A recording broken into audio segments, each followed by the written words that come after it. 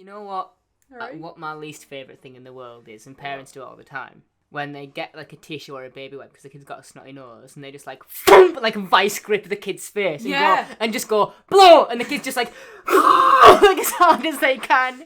They just like I remember always being like a really aggressive wipe away as well. It's not just like they'll do. The kid will like vibrate like it's got a text coming through, and then and then the mother will grip their nose like they're trying to take it home, like to get any excess off, and then they will just got your nose. Then it's really sinister. And then they'll just proudly scrumple up this tissue or this baby wipe, and then just fling it in the bin. And after they do that and viciously attack you, they'll be like, disgusting. Like, oh, I'm sorry. Was I being gross there, ma'am? Was I snotting too much? Welcome to Doctor Who Rewind, an unofficial and unprofessional rewatch podcast where I, Katie, and my friend Tyrese watch and discuss episodes of Doctor Who starting with the revival in 2005. Once we complete that, we'll backtrack to the 60s and talk classic Who. In between seasons, we'll discuss extended media, things like books, games, Big Finish audio adventures. I want to clarify that when I said higher, it wasn't like a hiya, because I know it sounded like that when I went hiya. I don't want it to. I don't need that, like, for legal reasons. It wasn't a oh yeah. I just don't want that image of me. Do you remember anywhere? when we went to Newcastle? When we went to go see our little comedy show? Okay, yeah. And then we came back and went to the pub. Daniel Sloss recommend him. Ayo. And there was that lass who I was assisting because she was very, very drunk. Yes. As I was walking out of the pub with her, the bouncer turned to me and he was like, "Can I get a hoya?" And I was like, "Sure, but it's not the time, sir." And then I did it, and then he was like, "Hey." And then I had to turn back around to this lass who was crying her eyes out and be like, "Okay, let's get you home." And it was just like a proper tonal shift. It was really funny. But it was no World War III. No, I was no World War III. Segue. The episode of Doctor Who that we're discussing today. Episode 5. Jeez. Oh, yeah, episode 5 already. I know. General thoughts before we go. Good. Just one word. Yeah, actually, that's not true. I don't know how I feel about this one. Are you a bit dicey? I'm a bit dicey on it, yeah. These two, I'm a bit, like, flip-floppy on. I'm not too sure why. I agree. Generally, I enjoy them both. I believe that I like them less after watching them again. Yeah. I think I'm in the same boat on that. I can't pinpoint specifically why, and that's it's not to say that I don't like them. I think I enjoyed this part more, though. See, I'm going to disagree. Are you? Yeah, I enjoyed the first part way more than I enjoyed this part. I'm going to spend the next hour trying to change your mind. Like, subliminally. Just being like, oh, really? And by subliminally, it's you just going, you're wrong, Yeah. every time. It's a cool incorrect opinion you've got there, but maybe you should put that in your back pocket and save it for later. Maybe I'm going to talk about it for the next hour. You may as well refresh my brain what happened in this episode. In this episode, World War III aired on the 23rd of April 2005. World War III was viewed by 7.67 million people, which is a lot. Written by Russell T Davies and directed by our man Keith Boak, yet again. I love him! Sorry. Picking up directly from last episode, the Doctor uses his ID card to electrocute the Slitheen. This somehow affects all of the other Slitheen, allowing Barriet Jones and Rose to escape, as well as Jackie and Mickey back at the estate. The Doctor is chased upstairs by Unit and the disguised Slitheen, who order the soldiers to shoot the Doctor on sight in accordance with the emergency protocols. Margaret Blaine chases Harriet and Rose through Downing Street, treating it as a hunt and sniffing the two out of their hiding places. Fortunately, the Doctor appears to save the day with a fire extinguisher. The Doctor seals the three of them inside the cabinet room, keeping them safe from the Slitheen, but trapped with no way of contacting the outside world, apart from Rose's special super space phone. More members of the family are brought into Downing Street, where they strip off their skin and wait, apart from Slitheen, who is still tracking Jackie Tyler. Back in the cabinet room, the Doctor wonders why he knows the name Barriet Jones. Harriet reveals that the UN is in charge of the launch codes, and Rose receives a picture from Mickey of the Slitheen that was in Jackie's kitchen. The Doctor and Mickey do a little team-up to access the Unit website. Taking this opportunity to give the Doctor a good telling off, Jackie is quickly brought back to reality when the police officer finds her and starts breaking Mickey's door down. After identifying the Slitheen planet of origin, they're quickly defeated by Jackie with a jug full of pickled juices and vinegar, causing the Slitheen to explode. The other Slitheen sense this death, as Joseph Green uses his position as acting Prime Minister to beg the UN to release the codes, as there is a huge alien mothership overhead ready to destroy the planet. The Slitheen's plans are revealed to sell the Earth for profit. first destroying it with nuclear weapons and then selling the radioactive chunks as fuel. The Doctor says that he could stop them, but he might lose Rose. Despite Jackie's insistence, Rose tells him to do it anyway, but Harriet steps in and orders the Doctor to do it as an elected official. The missile is launched as Mickey works to stop the countermeasure with a special password, Buffalo. As it makes its way to Downing Street, the Doctor, Rose and Harriet hide in a cupboard to ride out the explosion that kills the Slitheen. After the smoke clears, Harriet steps in to help rebuild and the Doctor remembers why he knew the name. Harriet Jones, future Prime Minister and the architect of Britain's Golden Age. At the Tylers, Jackie begins to accept the Doctor, offering to cook for him, but instead finding Rose packing a bag ready to leave. The Doctor gives Mickey a CD while he waits. It contains a virus that removes all trace of him from the internet. He also asks Mickey to come along for the ride, but Mickey refuses, saying it isn't for him, but he asks him not to mention that to Rose. Rose tells Jackie not to worry. It's a time machine and that she'll be back in 10 seconds. As the TARDIS dematerialises, Jackie counts to 10 and returns to the flat, leaving Mickey waiting for the TARDIS. Where should we begin? The beginning. Not the cabinet room. It literally begins right after the last one. It doesn't even. This does a little cold open as well. It does the previously on, and then after the previously transition straight in, and then we do a cold open. We don't get credits. We just get right into it. Which I like. I like that. Do you prefer that sort of? Do you prefer a cold open in a show? I like a cold open in a show. I really do. But what I do not like, and I often find it's on like American shows, like CW type shows, where it'll be like 10 minutes before you see a title card. Yeah, it happened a lot with, I think, one of them when the CW was airing Arrow and stuff. And I remember it with Supergirl. There was one where I actually had a look when I was watching it, and it was 9 minutes into a 40-minute episode, and there was a title card, and then the Arrow thing come on, and I was like, oh, it's Me and Luke were watching The Gifted, which didn't really get that far into, but, you know, I enjoyed the start of it. And there was, like, one point where it came up, and we legitimately had to be like, holy shit, has that not happened yet? Like, we're like halfway through the episode almost. Come on, man. Doctor Who doesn't suffer with that. But do you like a cold open? A lot of American cold opens as well have nothing to do with the episode they're a part of. Do you know what? It's like a little sketch comedy bit, and then you get your opening, and then you get the actual episode. You see, I really like a cold open, and I especially like bonus points if your cold open somehow ties in at the end. Yeah. This is completely different. This is just part of the episode. Oh yeah, this is just fine. The first thing I noticed was that none of, like, when the Doctor approaches the Slitheen to be like, haha, zappy name tag, he does it slowly. He doesn't really run over and goes like, tag, you're right. That's the way he should have done it. You were going to say the exact same thing, weren't you? Yeah. in the Slitheen... Some joke about Jodie regenerating. The Slitheen... the Slitheen that he goes over to, with talons longer than a human baby. A wingspan of, like, probably like 6 feet. Doesn't even try to be like dead. The part that gets me is that the Doctor like sticks it on their little like collar thing that they have around their neck. Then he puts it there. That's cute. And then all of the Slitheen are affected by it. Yeah, there's a hive mind thing going on with the Slitheen. Yeah. That also happens later on in the episode too. It does. Yeah. When they sense. Yeah. Yeah. Yeah. I do have a bit about that. I don't know what the difference is between the zapping and the exploding. Like, why is it that when they're zapped, all the Slitheen feel, but when one of them dies, they don't all just combust? That would be hilarious. Can you imagine? What happens if they're still in their skin suits? Do they just deflate? Or is it like, you know, when you put a microwave lasagna in, but you don't pierce the top? And it just, like, slowly... Oh. That's what that's what I'm saying. I hope not. Or, like, you know those, I don't know what the name is for them, but, like, you know the little stress balls that you get when you're a kid? Yeah. And it'll be, like, the ball, but then there'll be them sort of mesh over it, and when you squeeze it, parts of it, like, bulge out. Stop. I hated those. Also, yeah, this is another thing. The Doctor electrocutes the Slitheen, and then the opening credits just start. And if you just happen to flip the channel at there, then it's like, oh, he just murdered them. That's okay. The Doctor does do murders sometimes. Sometimes. The Doctor's done a murder. The Doctor's done many murders, and we're just like, it's okay because he's the good guy. He never likes to do a murder. But he will, if necessary. But he will. He has killed fleets upon fleets of Daleks since the revival. I've seen, like, when I was rewatching, or at least watching for the first time this year, like, Whittaker's stuff. Yeah. The amount of Daleks, he was just like, eradicate them.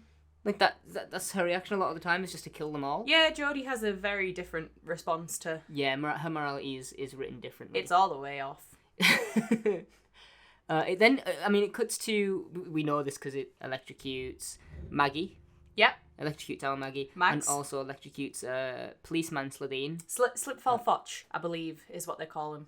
I think it's only mentioned once, but I'm sure they say that he is Slipfall Felfoch, which I'm now going to check. So Okay, I'll wait. I'm gonna call him. I was going to say, please cut all of this while I'm searching. I'm gonna call him something different. What are you going to call him? Constable Slimes. That's what I'm gonna call him. He might be Slithfelfoch, but to me he'll always be Constable Slime. So anyway, Constable Slime. What's he? So do we know if he's Slim Shady Felfoch? Yeah, cut all of that other stuff. Yes, he is. That is the one. Apparently, the police officer's name is Officer Strickland. Oh. Played by Steve Spears. Constable Slime, played by Steve Spears. Well, Constable Slime. When the Slitheen are getting electrocuted, Mm-hmm. Jackie kind of just sits there for a minute, just on the floor, just like, you know, probably panting, in a little doesn't bit of she? shock. Yeah, she's just kind of like, oh, which I would be if a big green alien burst in and then also was, you know, covered in electricity. Like, she doesn't necessarily know that that's not supposed to happen. But then Mickey comes in, it's already incapacitated, and he just picks up a chair and just starts bashing it with his chair. Oh, she gets a lot of plot convenience to save her. Not only the electrocution, then Mickey just bursts in afterwards, slams it with a chair, takes the cleanest photo I've ever seen on a Nokia phone ever of a Slitheen, not only in motion, but also with bright electric lights. Yeah. If I was to take that picture back in 2005... If I was to take that picture today, it would have just been glare. Big green glare. Yeah, let me pull out a Snapchat real quick. Like, I couldn't do that. Mickey walked in and his Be Real went off and he was like, oh! Constable Slime, what's your snap code? Add me. Add me. Not long after this, there's a little chase. Yeah, Barriet Jones screams. Oh, she does. And you know what? Every second that Barriet is on screen, I'm absolutely loving it. If you don't know the Barriet Jones joke, last week, there was a I'm not even going to explain. I think that we've got loyal listeners by now that probably they just won't miss a single week because they just love it so much. They're like, God, when's that Doctor Who Rewind dropping? Every Wednesday. 10 a.m. Yep, catch us here. Yeah, this chase has our first sort of look at the CGI version of the Slitheens. How do you think the CGI for them holds up? See, I don't really think a lot of the CGI in this episode holds up very well. Like, some parts are definitely better than others, but I think if you look at anything in this episode for too long, you can tell the, 2005 of it all. However, I do think that the best CGI is the full body Slitheen, which it would have to be, right? Because, like, the spaceship looks kind of naff. Oh, yeah. Some of the explosions look kind of naff. Like, the right at the end. Well, I mean, they'll have obviously put the most money into the creature design. Of course, for the as they should. You got to make them look a bit wet and slimy and Yeah. nasty. But what I think I don't know which I like better, the static shot of the hallway that they just sort of jump through. Mm. And then there's also the down the corridor one where they're running towards the camera. Yes. But I don't know which of those two I like better. Clearly the static shot is there to work with shadows a bit easier. And the lighting can be consistent without the camera moving. But I really like it when they're running towards the camera. I think that one feels better. Their whole thing that they are hunters. Mm-hmm. It definitely sort of is better for that. I think it makes them scary. Like when I see them in the suits, I'm like, haha, fat green alien. Yeah. When I see them moving like that, that's genuine. If that was chasing me, terrifying. I'd yield. The thing is as well though, like you got to think that first of all, bring the Slitheen back. Like unironically, bring the Slitheen back. Oh yeah. And second of all, if you did that now with the budget that Doctor Who has now, oh my, that'd be great. That'd be so good. It got me thinking: do they ever run in Sarah Jane? Not in the same CGI way, I don't think. No, I don't think we get... Because, I mean, that's a kids' show anyway. It's geared more towards younger... I mean, this is also a kids' show, but that's geared towards even younger people. My Sarah Jane memory is not as clear as my Doctor Who memory, but I don't think they ever, like, fully CGI them in there. I think they're just the suits. But I think part of the reason that I think people think they're so silly, apart from, like, the farting, is the fact that, like, they are big suits. And they are, like, people in big suits. Whereas if they were just fully CGI creatures, which obviously at the time the budget could not do, but if you did that now, they would be terrifying. Oh, I would. I don't even think I would try and run. Nah. I would see how fast they're going and I would just be like, oh, yep, you got me. But of course, Barriet Jones and Rose Tyler can outrun them easy. I mean, of course. Easy. God, imagine if Barriet was a Slitheen as well all along. She turns around, she just unzips her forehead, and she's like, and then all of a sudden Rose is in half, and she's like, I got them. What? That's her evil voice. There's a very, very small little part in this, because what is essentially happening at this part of the episode is that Rose and Harriet are running around upstairs being chased by the Slitheen, and at this point the Doctor is going upstairs in a lift. Yeah, To because meet him. before he gets in the lift, he's like, the Prime Minister, he's an alien in a skin suit. And then he looks to the, Yeah, he's the like, unit. the aliens, they're in Downing Street. And he looks to the fella from unit and he's just like, that's never going to work, is it? And the unit fella responds, No. no, it's not. No. And then they start chasing him. Yeah. If that was real, there would be no pause. He would just like hit him in the head with the butt of his gun. The Yeah. Doctor would collapse. and Oh, that'd be it. if not shoot him. If not immediately shoot him. Yeah, because they back him up against the lift. And this is the quickest responding lift I have ever seen in my life. If those lifts at uni were half as fast Oh, as those, a dream. it would be no problem. He hits the button, and I was immediately thinking, like, they could have shot him, but it's still a slim gap. That door closes so quickly in response. When you hit a closed door button on an elevator, you're waiting at least 5 seconds before the elevator goes, okay. And Well, isn't that why they say that when you're in lifts, if you want to, like, not have people come in on the other floors, you got to hold the, like, door close button? He doesn't even touch that. I don't even know if that would work. That must be like... I've heard it. I've never tried it, but apparently, like, if you are in a lift and you want to get to the floor that you're going to, you don't want anyone else to get in, if you hold the doors closed button... I'm going to back myself up against the button and just like on the sly press it behind me. Just like I'm itching my back, but I'm actually holding the closed door button to make sure that no one else can get in so that I can just go 6 floors up the uni. I've got to go to my representation seminar right now. Nothing can get in the way. Stat!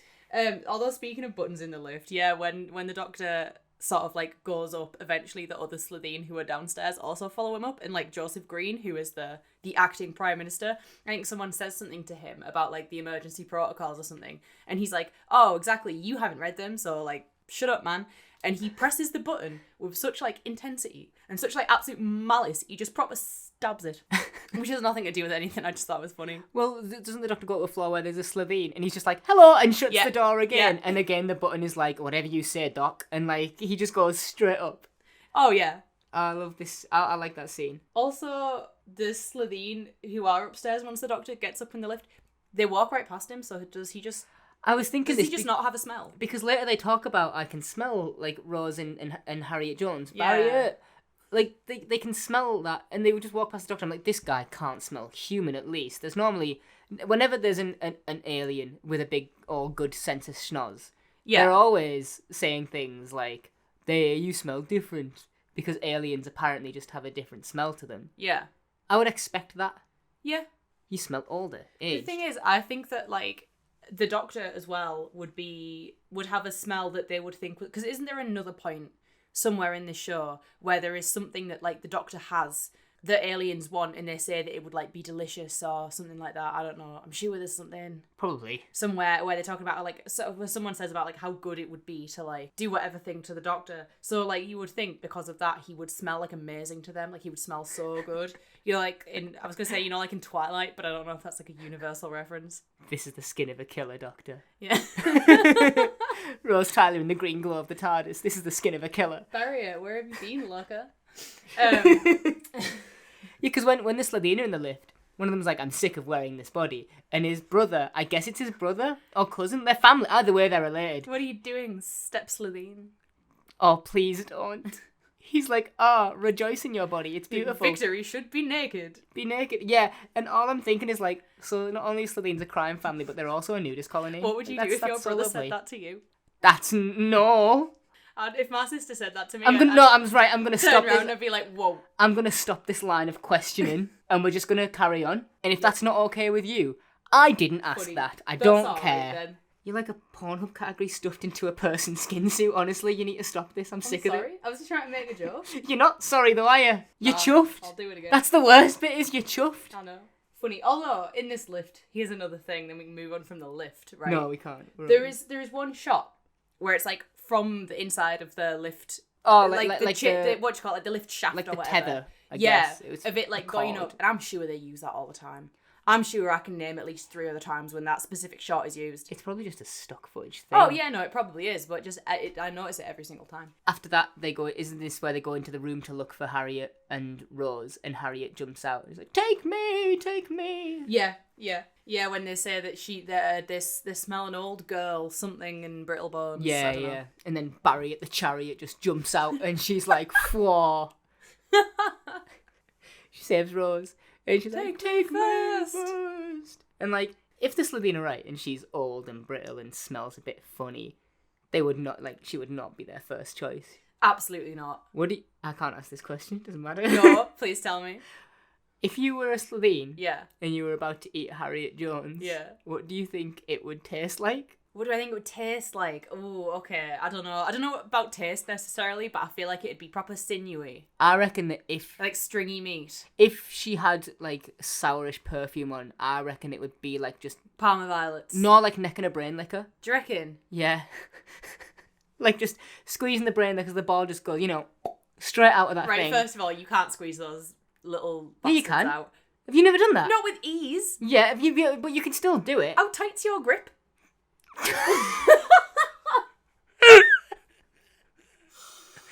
You want to rewind that? You want to take that back? Do you know how much of this show you're cutting now?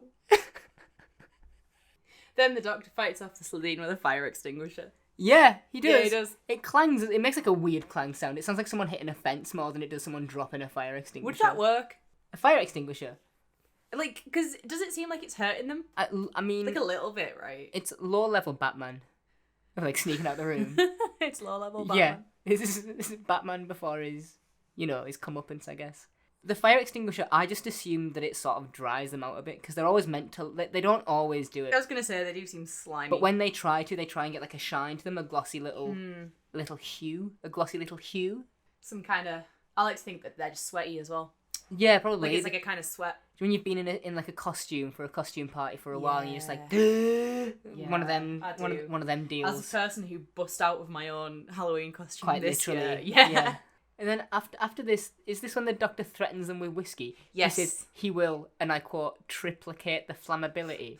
Yeah. Nothing could sound more sciencey made up than that. Exactly. Which is the most Doctor Who thing in the world. I like when they say it back to him later, when they're like, your sonic device will what now? And he's like, oh, is that what I said it would do? Like, he just said it, and immediately he was like, yeah, that sounds right. We'll go with that. So if you think that the words timey-wimey are stupid, then you gotta hate this too. You're not allowed to like one and hate the other.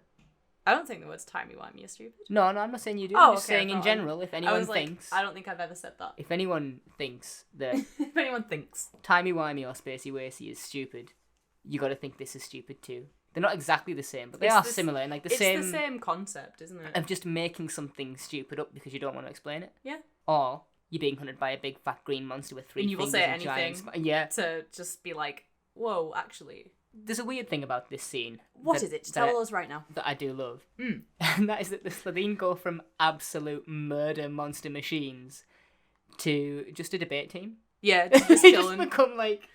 They just start like politely bartering with each other. I was going to say the best part of this scene is that like essentially all that is separating like the Doctor and the gang from the Slitheen at this point is a doorway, and their arms are huge. That's true. They could just reach up. They could just go... Poke him in the eye, he's dead. He's dead. Tennant comes Size early. of them claws. Tennant comes early, he's just there. It's just what we want. I want claws like that. To be fair, my fingernails are... Like, they must be at least like 4 or 5 inches, right? In the Confidential, they were huge. They were big boys. Like, I think the forearm went down to about the wrist of whoever was in the suit. Yeah. Yeah, it was a big thing. Well, didn't he say that you had to like... Yeah, there's like a three-ringed string system. Pull the Slitheen fingers with like little rings for his regular fingers. Imagine having a whole pulley system just for your hand. Well, it's like, isn't it? And wearing 2 of them. The exercise, like I know Doctor Strange does it in Doctor Strange when he like busts up his hands when he's like training them again. I said that I like that Barriet Jones is like, he sounds like he's from the north, and then Rose goes, lots of planets have a north. Yeah, that comes back around. And she gets to be like, well, actually. She gets to actually someone. Yeah, because they know each other enough by this point where anything that he said in the past, she's now well accustomed to. Yeah. So even in the first episode when it was him snarky going, lots of planets have a north, because she's not used to that. Rose is now used to it, so when someone else says it, she's like, okay, and? Yeah. Yes? Like, what do you mean? It's not weird that this alien has a northern accent. This alien who sounds like he's from Salford. Is that where it is? That is where Christopher Eccleston is from. And when when Constable Slime... Yep. is coming into Mickey's apartment, it says on the wall next to him, Salford. Like someone graffitied the word Salford on the wall. References. You know, like an Easter egg. Also, Mr. Chicken. Is that at this bit? Yeah, that's at this bit. Is it? Because the thing is, here's the thing. The Doctor and the gang inside the cabinet rooms, and essentially to seal themselves off from the Slitheen, the Doctor sonics a switch and a bunch of shutters, you know. Do you know what we should do? Should have a sonic screwdriver on hand to make the noise. I don't know why we would need to do that. Do you have one? I do, yeah. I'm gonna put a little disclaimer in here. Okay. I'm gonna mix up a lot of this episode, and I have a justification as to why. Okay. You okay there? Yeah. All right.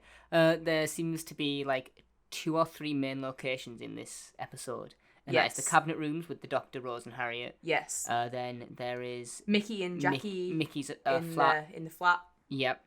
And then every now and then we get a tidbit with the Slitheen. Other bits of Downing Street. But those scenes with the Doctor, Rose and Harriet and Mickey and Jackie, not only are they often speaking to each other over the phone, and so we cut between the two quite quickly. Yes. Those scenes last for a while, and they blend together quite a bit. They do. Which I think might be why these episodes are a bit less enjoyable than I initially thought, because they can just sort of, the events feel a bit like they could be it's a conversation. Switched around a bit. Like, think about it, essentially, like, their whole parts are just conversations, but that are happening across 2 locations. Mm-hmm. No, here's what I was going to say. All of the when they're in the war rooms, the cabinet war rooms, Dr. Sonic's slow switch, and then a bunch of... He just presses it with his finger. Does he? Yeah, he just... Do you know Sonic? He opens a cap from a wall, a little flippy box, and he just... Boop. Yeah, he does. Anyway. Yes. A bunch of steel shutters come down, right? They all come down, apart from the one in front of them, which goes left to right. All of the other ones go, like, sort of up and down, like, meet in the middle like that. Do they? Yeah, but the ones in front of them go left to right. That's dramatic. That's why. It's the only reason why, isn't it? Mickey and Jackie scurrying away. Yeah, they do a little... It's almost like... Not violin string plucky, but it's that whimsy that you... It's like a... Yeah, it's what you kind of get in Donna's music in season 4. That kind of sneaky little Looney Tunes tiptoeing kind of thing. Yeah. When they're like creeping past police and SWAT teams and unit. Tonally very different, but I still like it. Because they're escaping the Slitheen. I always thought in video games, when you would like creep around, they'd be like, this is just a video game thing. No one would actually like not see this. But they sneak past a bunch of police in a quite well lit area. So now I'm thinking about it and I'm like, you know what? Maybe just literally creeping around is what you need to be doing. Yeah, and once they get to Mickey's flat.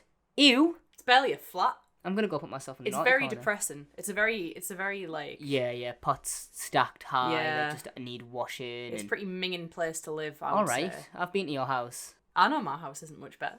This is when they have a conversation about the Doctor, Jackie and Mickey, just on their own. Yes. Just talk about the Doctor. I think that all of the conversations in this episode, because with the last episode, they really have to characterize all of these new people, but we know they're not going to stick around because they are purpose of the episode people. Yeah. Like the Prime Minister. These are the characters we know. These are the ones we're sticking around for. Developing them in any way is good. This time round is good. More so than we did in the last few episodes. This is probably the most Mickey as well to date. And there is what comes in later, a nice sort of camaraderie that he then gains with the Doctor. They're not taunting each other as much. They have an actual conversation, which is nice. Yes. Towards the end of this, he does get a really good shot. I think it's the next scene that they're all in, but he gets a shot in at Mickey. Oh yeah. When they're on the phone. Although speaking of Mickey and things that are said, when they get to the apartment, to the flat, and Jackie's like, do you have anything stronger than tea? And Mickey's like, no chance. I've seen you when you've had a few. This isn't time for a conga. It's Jackie, even when had a drink, just sounds like a hoot. I was going to say, I'd love to go for a pint with Jackie Tyler. I will. What do you reckon she drinks? Because I reckon she'll have a pint, I just hope she's not a tequila rose girl. Oh, no chance. She's got class. No chance in hell. She's got class. She got class. Tequila rose. Just straight up regular tequila. No, See, I want to say it's either, like a proper pint. Yeah. Like a proper... Geezer pint. Yeah, like a geezer pint. But also, I reckon, like if she's out with the girls, she is the one who's like, flaming sambuca. Like, she'll get in like the round of shots, Everyone's on their first drink and she brings shots straight away. Oh, She's pushing them down the motorway. They're all trying to walk. And she's like, no. But Mickey protecting her because he knows her well enough. But this continues his arc of everyone blamed him for Rose disappearing. Yeah. And that gets brought up. He's like, no one's going to look for you here. Yeah. Because everyone thinks They that think you I'm hate a murder me. suspect. And Yeah. also, you are the one who accused me of doing the murder. But they talk about the Doctor because Mickey's got a bit more experience with him than Jackie does. Yes. And Jackie, for this whole episode, I always feel for Jackie anyway. Oh, He's yeah. so concerned. There's a part where she gets to Mickey's and she sits down and she starts crying. And Mickey goes in and he gives her, like the kind of like one-armed, like over the shoulders kind of hug. He goes down to give her one of them. And then as soon as he like makes contact with her, he immediately backs away. It's the most awkward hug you've ever seen in your entire life. Which I think is perfect for the whole like, you accused me of murdering your daughter, who is like, I guess, my kind of ex-girlfriend, and now you're in my house because we're being chased by aliens. It feels situationally appropriate. Yeah, because then this is when Mickey sends Rose the picture. Of the Slitheen. Do you know what's funny as well? What? They're two completely different pictures. Are they? The one that he takes on his phone and then the one that she receives later are two completely different pictures. Because the one he takes on his phone is like very close on the Slitheen face. Oh, I didn't notice. And they are two different pictures. Because also, right before she gets the picture from Mickey, they're talking about what the Slitheen want. Like, why did the Slitheen want the planet Earth? And Harriet is suggesting, like, is it gold? Yeah, is it water? Resources. Anything like this. And the Doctor's like, oh, you're good at this, Harriet. And Rose makes a little face, like, she gives her, like, a very little, like, moment where she's like, Rose did not like this. Yeah, jealousy. And then later, Rose is like, the Doctor says something about her, like, useless boyfriend or whatever. And Rose is like, yeah, well, turns out he's not so useless. And then shows him the picture, but she says it with a little attitude. And I'm like, all right, Rose. Well, the picture when it comes through is when it's when she makes the call, doesn't she, to Mickey to make sure that her mum's okay. Yeah. Oh, because before this, Rose makes a joke about the Prime Minister, and she's like, oh, that you get used to it around the Doctor. Yeah. And Harriet Jones is like, this is no time for jokes, and yeah, when she's like, oh, I wish I had a compression field fit into the size smaller, Barriet, I love you, but I think my sense of humour might end you. Oh, mate, you'd give her a heart attack. She'd just die, wouldn't she? She would just keel over. No Slitheen needed. No Slitheen required. People deal with things differently. Humour is the thing I will tell the worst joke imaginable, and she'd look taxidermied. She would just freeze like a Madame Tussauds Barriet. Do you know what is great as well about her is when they're discussing options to deal with the Slitheen, and Rose is like, well, couldn't we just like bomb him? And Harriet just looks up and she's like, you're a very violent young woman.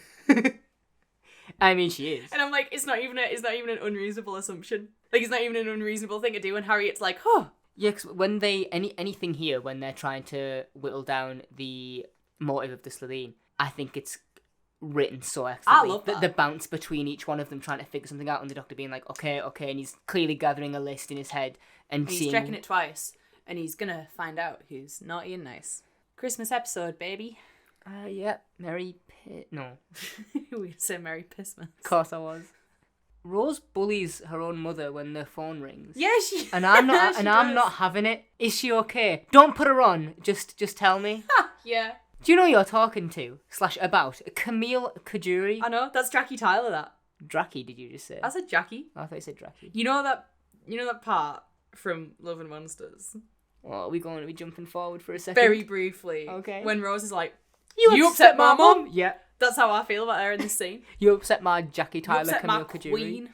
This is because this phone call, I think, is the one that is maintained throughout most of the whole episode. Pretty much until the bomb at the end. Yeah. They are on the phone. And this is when Jackie talks to the Doctor for real one-on-one, even though they're not in the same room. I love. It's such a good scene as like a worried mother versus the Doctor who knows. He says at the end of the episode danger follows him, but he has been aware of this for 900 years now. He knows this. He knows the risk. He knows the danger.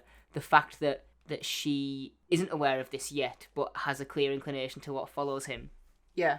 It's done really well to get at least us empathising with her. She is. We know that Rose is 19, which is pretty young. Yeah. We know that she's obviously a worried mother. She disappeared for a year. What else? Like, what else could happen? What is he meant to just show up and she's no longer with him? I mean, obviously, this is kind of like a week. I mean, between these episodes, yeah, airing wise. But when you think about it, They say at one point that it's 3 a.m. Yeah. In this episode, they say it's 3 a.m. This episode takes place over one day. Over a day. And literally, that morning, Rose just walks back into Jackie's flat. After her being gone a year. After her being gone a year. And with the world no almost ends. Yep. And then a massive spaceship comes and crashes. And then all of a sudden, a strange man who, the last time you saw him, was a year ago. He wouldn't have sex with you. That's true.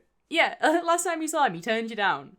Even though you looked lovely in your dressing gown. You propositioned him, and then he disappeared with your daughter for a year. Why? Yeah, and the next thing you know, you're being attacked by aliens, and then he's telling you, all right, well, I could save everyone else, but your daughter might not be safe. Like, that's insane. That's an insane, 12 hours to live as Jackie. That's, that's crazy. Bonkers.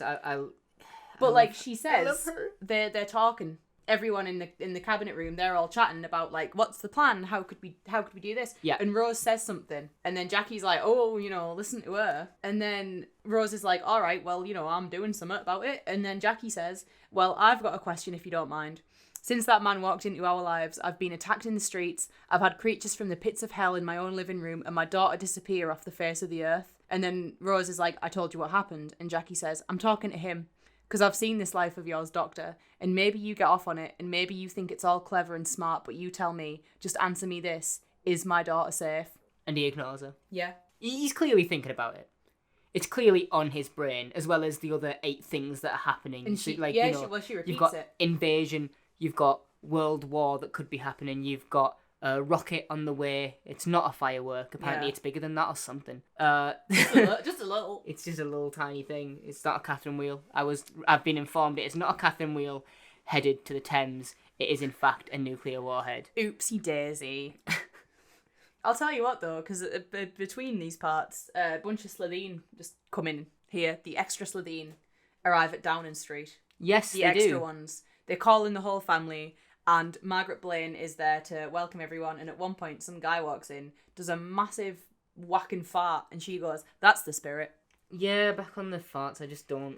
I'm not about it. I understand it, I get it. I'm just not a huge fan. I mean, think about it, though.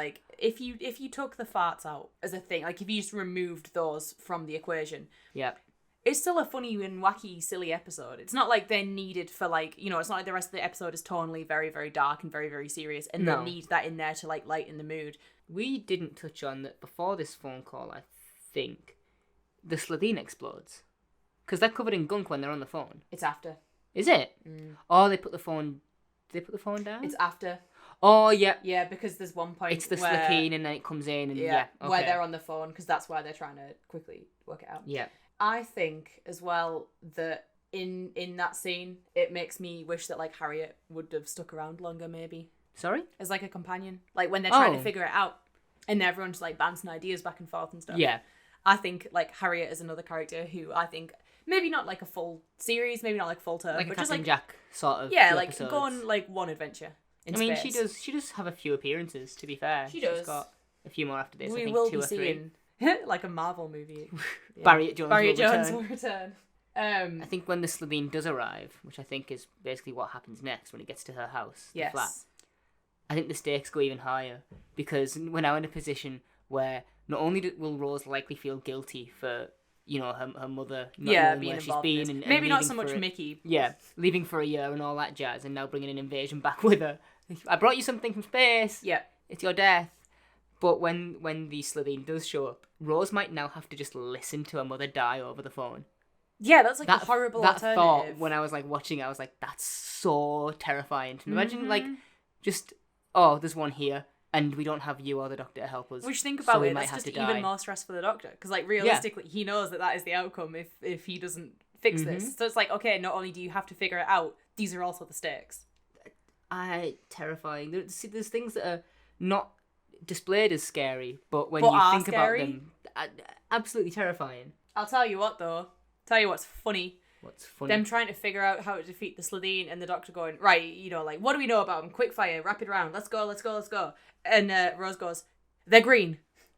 And they are. Yeah, and they are. Which, I guess kind of narrows it down. Even people, skin colour is from evolution. So, yes. And adaptation and things like that. Green would make sense. There is a reason for it. It's just so funny. Which obviously Rose is just like, they are big and green. Yeah. And the Doctor, whilst that is actually helpful, I imagine he's also thinking, oh, for God's sake. But to be fair, isn't that the most 19-year-old thing you've ever heard in your entire life? Yeah. Because, like, my Green. thing that I think a lot of times when I watch any kind of movie, you know, where there's, like, a chosen one or there's, like, a young person who has to go on it's a a trope or journey, whatever. that kind of thing, I always think, you know, how would I fare in that situation? You know, like, just as a natural thing, I guess. Mm-hmm. And it's like, when people are like, oh, do you want a zombie apocalypse? No, I'd immediately kill myself because I wouldn't want to live in that world. Like, what would I do if I was Harry Potter? I don't know. Voldemort would win. Don't use that as an example. I don't want to talk about Harry Potter. You backpedaled Harry Potter so quickly. I was going to say it was the next immediate example, and then I thought about it and I was like, no, you know what, actually, Joanne, Kathleen, is that her middle name? I don't care. Fuck you. But, like, I would be no good in that situation, so Rose just kind of being a little bit dumb about that. You're that like, feels that would like be me me. representation. You just relate to Rose being like, Yeah. I have nothing to offer. Like, if I was in a Hunger Games type situation and they pulled my sister's name, I'd be like, well, it was nice knowing you, I guess. bye. Yeah, I would not be like, I'll take their No. place. I volunteer. I wouldn't. I'd Like, not in a mean way, I wouldn't do it, but, like... I would look my brother dead in the eye and give him one sentence, Just wait. shrug my shoulders and just be like, what are the odds of that? That's all I would say. Like, not in your favour, are they, mate? Hey. I'd give him a scratch card, mate, try your luck on this and all. You're like, from the bottom of my heart, I wish you were very sincere. Peace out, homie. Here's a national lottery. Pop some real. numbers on that for me. This is the concoction, isn't it? The Slitheen mocktail. Yeah. What is it? Pickled eggs, pickled onions, And just... and something else. I'm something sure she says. vinegarish. Something vinegarish, I assume. She says. Are you going to look this up? Yeah, I want to know. Of course you are. You I want can't to know what help the it, Mickey can you? Smith cocktail is. Gherkins, pickled eggs, and pickled onions. That's the Mickey Smith Oh, special. that sounds horrible. Yeah. Yuck. And as the Doctor makes us a very clever observation, you kiss this man? You kiss this man? Oh yeah, because that's like all the food in his cupboard's in it. That's Yeah. basically all he has. To be fair though, I do relate to him, you know, to the Doctor being like, oh yeah, you need like vinegar and stuff, and then Mickey being like, where's that? And he's like, I don't know, it's your kitchen, man. I have had to That's ask. true. I have had to ask an embarrassing amount where like Stuff in your things own in my houses. own houses, yeah. Oh, why? And then when the Slitheen does just go kaboom with comedic timing, it's not silly. It looks at its own arms. It's like, oh, its mouth's open, like Yeah. it, like Like I can't believe you've done this. like you've insulted his mum. Like, what have you done to me? yeah. Then he explodes, and the other Slitheen feel it. This is another one of those hive mind moments. Yeah, they like sense the loss. But I feel bad for all these actors, because when he's like, this is just tongue twister the episode. Whoever was like, this is the naming convention for the Slitheen. Do you think like Russell Are was just evil. was just sat with a bunch of cigs in his mouth, just being like, as I he like reckon- typed that out? I reckon he just had a bunch of syllables written on paper and just like licked them all and slapped them on a wall. He got a bag of Scrabble pieces and just like dropped them, and he was like, hey. Each one of them had 3 letters on it in a Let's random go. order. He just skitters them and he's like, that's it. That's That'll the do. name. That's the one. And then just pop the word Slitheen on the end just to make it even longer. Yeah. The Doctor has a little drink of wine here, and then he spits it out because the Doctor doesn't like wine. He never has. No. Is that a classic Who thing as well? Not that I can remember. I don't think he really drinks. Well, He does he stick will around. have a tattoo, but he will not drink. I know that 11 and 12 both try wine, don't they? I could swear that 12 does. I don't remember when 12 does it, but I know that there's one point where 11 tries wine and then spits it out, and then he's like, oh, it's nothing like the gums. Yeah, and yeah, I he remember was like, having that to was- take a minute when I first heard that and be like, what the fuck does that mean? It's Silencio. nothing like the gums. And I was like, oh, wine gums. Yeah. Oh! Yeah, right? That episode's 11 years old and I just never cottoned on to that. Wine gums, mate. When he says I thought it'd be like the gums, as someone who doesn't drink, I'm like, that must be a brand or something. That's just all I think is like, well, it must be something to do with that. I guess not. I'm just an idiot. Yeah. The Slitheen's plan is really good, apart from the 5 billion people who are going to die. 5 billion, by the way. Not only that. 5 billion. Yeah, not the 8 that we just recently hit. New top score, guys. Whoa. Yay. Level up. The Slitheen plan is held so close to the chest for so long. And then Maggie's just like, and now I will tell you everything. And she does. She stands there. We've reached the acceptable point. In her little politician condom body. She stands there with 3 other big green people and just tells them the plan. Yeah. Just beat for beat. She's like, this is And what the we're going thing to is, do. though, like, none of the other Slytheens stop her from telling the plan either. So clearly, at this point, they're like so sure that their plan is gonna like be pulled off that they're like, at this point, we're not even gonna hide it anymore. Like, yeah, this is what we're gonna do. Like, we are gonna kill you all. Actually, like they do also have the Doctor trapped. What else is going to happen now? Yeah. So were those other 3 Slitheen just like standing guard outside the room the whole time? I guess, like, just in case he wanted to leave. I can only assume so. Just in case you open the door, they're just like, bouncer. They just reach in, tear you to ribbons, and then the door just shuts again. And it's like, oh, we lost the one person we needed to do this. If this was that kind of show, then realistically, like, a great plan is to just open the shutters, lure them in a bit, and then close it and just snap them in half. That's what Rose would have suggested if she really was a violent young woman. That's true. Yeah. I don't have too many more notes for this episode. I do. Do actually you? Have like a weirdly large amount. The Slitheen go up to the room with a red phone and they are absolutely munching on that scenery. Oh my. Oh, okay, so maybe I'm right. I thought I missed a big bit, but my next note is at the very bottom. I think I could be a Slitheen because I absolutely love Skittles. Oh yeah, right? I love Skittles. There and back, sponsor me. You're asking for Skittles on I wasn't asking, I was telling. Sponsor me. There's, like, they either mean something or they are a reference to something or what, because it's too random otherwise. Also, is funny, Jackie and Harriet just start beefing, or realistically, Jackie just starts on Harriet. Over what? She's just like, I don't care. Over what? So it's when the doctors are like, I could save the world but lose you. And then Harriet's like, it's not your decision, it's mine. And Jackie just goes, and who the hell are you? Oh, yeah. She's like, I'm a Tory. No! And then she immediately is like, Harriet Jones, MP Flydell North, because she's always on. She's always on. She is always ready to announce who she is. I would love to have a title just so that I could tell people my full title every time I see them. Like, if I was to get a knighthood, I wouldn't say... Harriet Jones is not a Tory. Is she? No, I didn't think she actually was. I don't think that Russell T Davies would have a Tory as a main character. I think that he would only ever... That's true. I never doubted him for a second. If he was going to make someone who was like who you had to be on the side of, they would never be a Tory. You don't want to get political, and like 20 minutes ago I said, fuck J.K. Rowling. Oh, I don't care about with that. That's my whole fine. chest. There's a part after this where the plan is that the nuke has been launched at Downing Street. Yeah. And it seems like the Doctor is ready to just give up and die. He really is. He really is. Which is weird, and then because... Rose comes in and she's like, right, well, I'm not doing it. It's pretty weird that the Doctor's... Because he knows he's not going to. He'd be like, I know he would die and then a new man goes sauntering off. But he wouldn't be dead. Yeah. He would just be regular dead. Yeah, because they realise essentially that the sort of metal in the cabinet room is not thick enough to keep him safe. Because although this is not a nuclear missile anymore, it's still a missile. But there's a sink. He's got another sink. Yeah. That fixes it. The 3-inch steel is not going to protect us. Let's get under the sink. Under the stairs. In a cupboard. Is it stairs? Yeah, is it... No, I thought it was like a bathroom. It's just a little cupboard. Is it? Yeah, it's a little cupboard. That's boring. Yeah, a little cupboard. Get in the bathroom. Because, yeah, the Doctor's like, it's solid, but like not solid enough to withstand like this attack. And then Rose is like, all right, I'm making the decisions. I'm not going to die. And it's like, were the other two of them just like literally that ready to give up? Like, right, we've done, that's it. Yeah, when we were back in the cabinet room, the whole Slitheen family is there again. Yeah. And there is 9 of them. Yeah. I feel sorry for the prop department making all those suits. 9 Slitheen suits. And they're not small suits, by any means.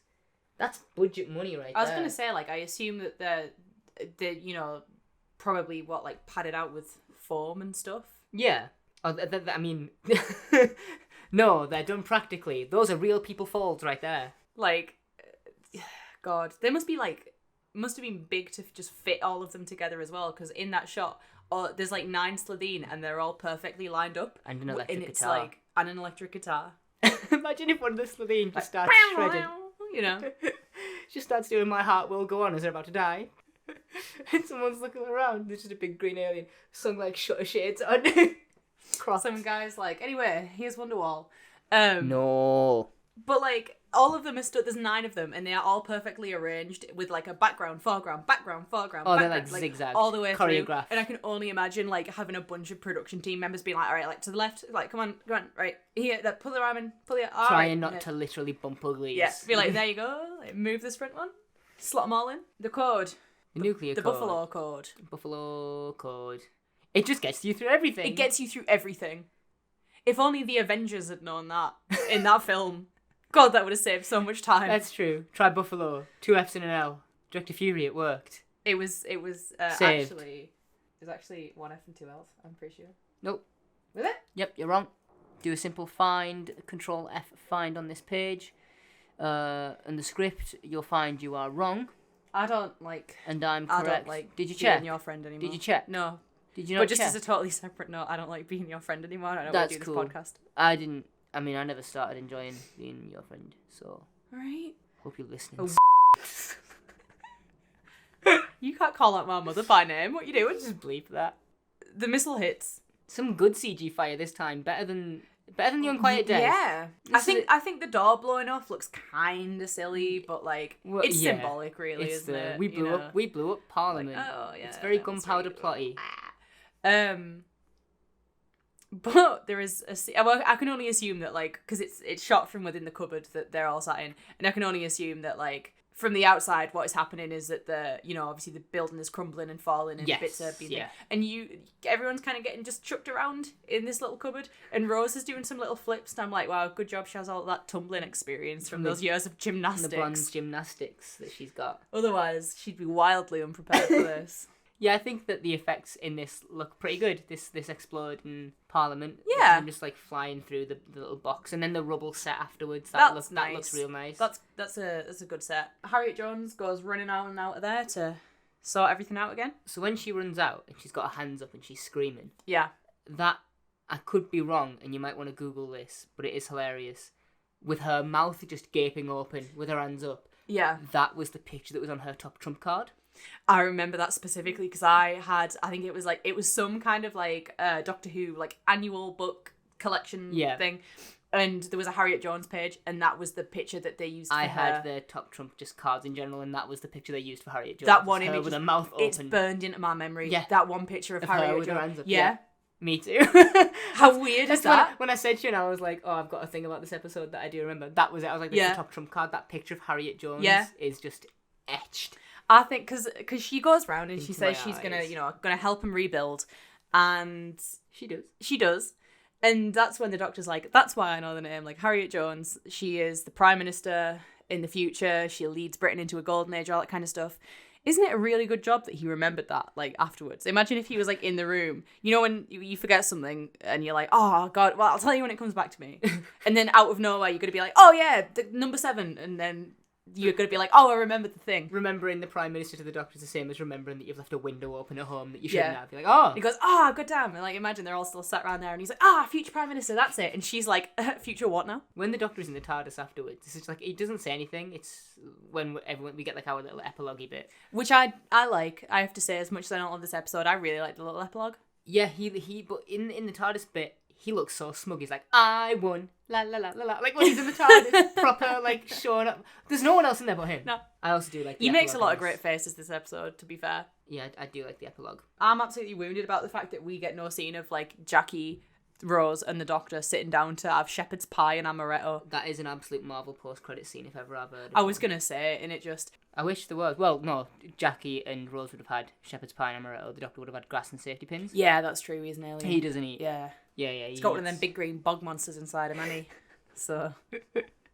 He does indeed. This is the part where Rose calls the Doctor. Oh no, the Doctor calls Rose. It's the other way around. It is. The Doctor calls Rose. And she's like, my mum's cooking. And he's like, cool, put her on a low heat and let her simmer. Yeah. Or is it a high heat and let her simmer? Either way, he tells a dad joke. And he's proper happy with himself about it as well. He's well chuffed. He's like, hee, good one, Doctor. Christopher Eccleston's smile could light up a room. I love it so much. I love that man. I like that Jackie is ready to listen when she says, I want to hear it. Because she's never, like, fully against Rose. She's just annoyed about the fact that Rose lied to her. Yeah, which is, like, entirely valid. That's fine. I don't think Jackie has been in the wrong thus far. No. The thing is, I don't think anything that Jackie does at any point... I mean, maybe don't slap the Doctor, but at the end of the day, like, realistically, we just don't want you to slap him because we know he's a Doctor. Yeah. This is just a strange man who's turned up with your daughter and he looks about 50 and, you know, she's been gone for a year. Then we find out that the Slitheen thing was a hoax. As per the newspaper, yeah, a day it wasn't later, real. Which I like this conversation between the Doctor and Mickey. It brings them to a nicer resolution. Yes. than they've had before. I don't know whether the writers picked up on it or whether it's, through scripts, or whether it was just planned to be this way, where the Doctor and Mickey just don't get on, and then at the very end of this one, there's whilst they don't think super highly of each other, there is definitely like a mutual respect between the two. I also think that it would have been, because the relationship that Mickey has with the 9th Doctor versus the 10th Doctor are very, very different. Yeah. And I think that, like, as much as I do like that, I think it would have been fun to just have the two of them paired. Like, if you could have kept Eccleston around to see, like, his Mickey season 2 arc, but with Eccleston instead of Tennant, I think would have been very, very interesting, because I think that the character that Mickey becomes would have had a very interesting relationship with by the end of Doctor. season 2, the Mickey's like really cool, but I think it takes all of season 1 and 2 to get there, to get where he needs to be. Yeah, and it's obviously that is like a sort of earned payoff, but to see it with, because I was thinking in my head when I started saying this sentence that they would, like, that the Doctor in season 2 Mickey would have been like real chill bros.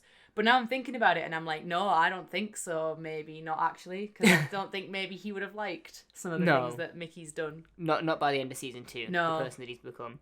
Which isn't a bad person by any means, but it's just not what 9 is about. Stands for, yeah. Yeah, not at all. In fact, I think it's the opposite. I think it's what 9 was, and that's why he would hate him. Yeah. But I think that whole thing where it's like, I turned you into me. The man that leads a revolution, but like, you don't want that.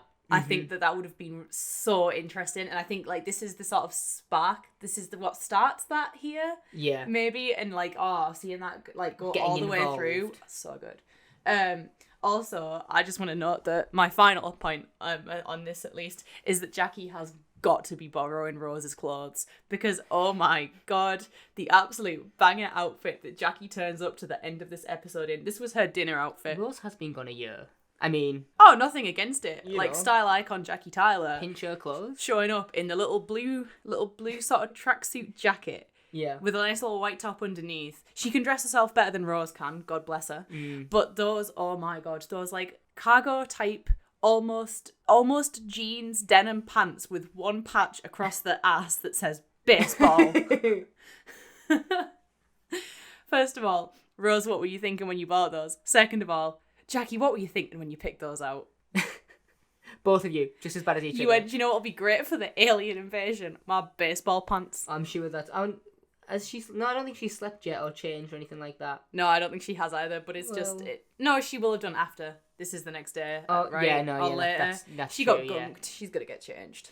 She got into gunked. the baseball pants. Please don't say that she got gunked. Like, she's winning an award at the Kids' Choice Awards.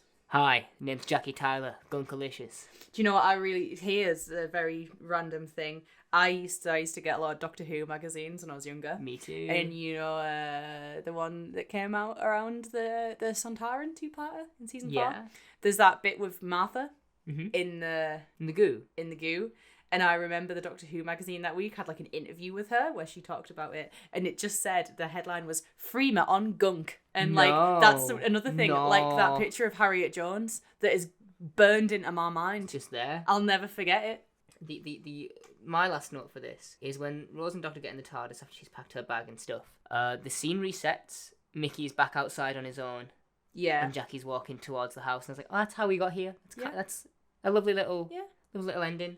And also, Jackie walks away, but Mickey stays and he waits. That's true. Mickey sits on the bin and he waits. He sits on the bin this time. Yeah. He doesn't got to be in it Doesn't anymore. get in it.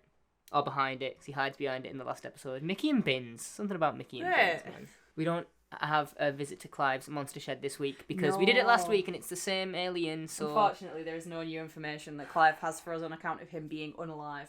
Do you want to know what I've got to say? Do we have trivia? This one? A little bit. A little bit of trivia. Do you want to call on the boy?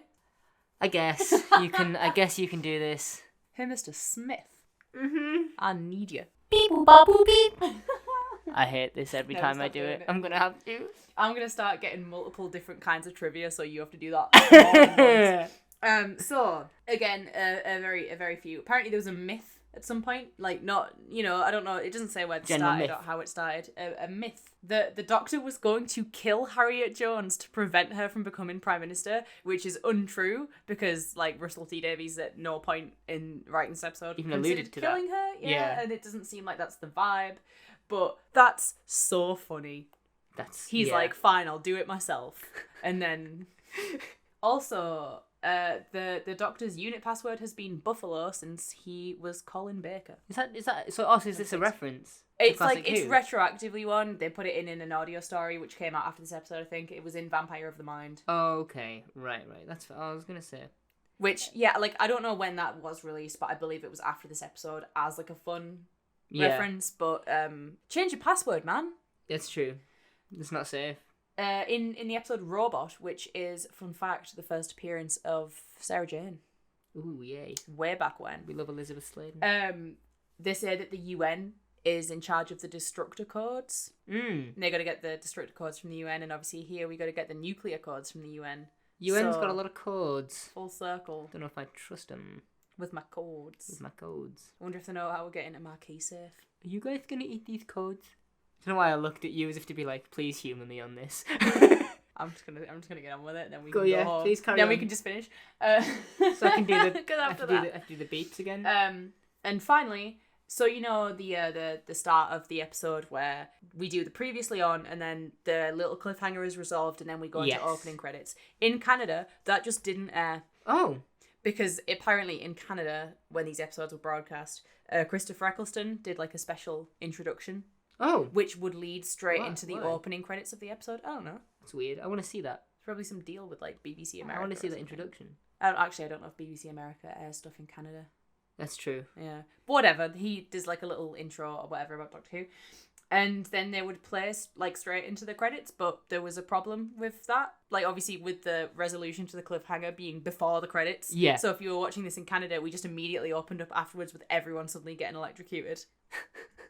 Which is hilarious. Yeah, I love that. And that's it. That's all I've got. That's all she wrote. That's all she typed up on the Word document. She's had a really long week. Me too. Beep boop bop boop beep. What are you giving this episode? I'm gonna retroactively give the last episode a 3 out of 5. Right. Which I did give it a 4 out of 5. And I'm gonna give this one a 4 out of 5 just because I think it's more enjoyable. I think the pace is pretty good. I think this one did go by a bit quicker for me. And I liked the character building stuff with our main party. Yeah, I agree. See, what did you give it? I gave it a 3. Yep, that's fair. I gave last week a 3.5 because I enjoyed last week more. I think this one is a little sillier, and the parts of it that I like are the character parts. Yeah, I like the fast talky Doctor whittling things down bits and the character building, so I gave it a bit higher. I think the problem that I have with this episode is that the first part, I am so wrapped up in the mystery and the intrigue. Yeah. And then we get to the second part, and I know what the plan is, and I don't care about anything that Slitheen do after this. Yeah, that's it. Like, I don't want, like, every time the Slitheen were on screen, I was like, I don't care, go back to the Doctor. That's a fair point. And I don't want to feel that way about the aliens, because I feel like Doctor Who is one of those shows where, like, good villains are quite necessary for it. I do like the Slitheen, so I'm okay with it. Do you have there's more of them. Do you have a rating for this episode as a 2-parter? Ooh, I didn't think to do that, even though I know that we mentioned it. I just thought about it right now. Probably a 4 still. I think that it's stronger together than it is a week apart. Yeah, I mean, I'm going to give it a 4 as a whole story. Yeah, it's not badly written. I think back to back, this flows really well as like its own little movie sort of thing. Oh yeah, I agree. How excited are you to watch our next episode? Oh, 5. Yeah, 5 out of 10. It's a darling. 5 out of 5. 10 out of 10. 5 out of 5. Yeah. Yeah. The first, I think this is the first introduction of the Bronze Dalek. Yeah, it is. Which we're saying goodbye to. Time War Dalek. We're saying goodbye to those. Yeah, we are.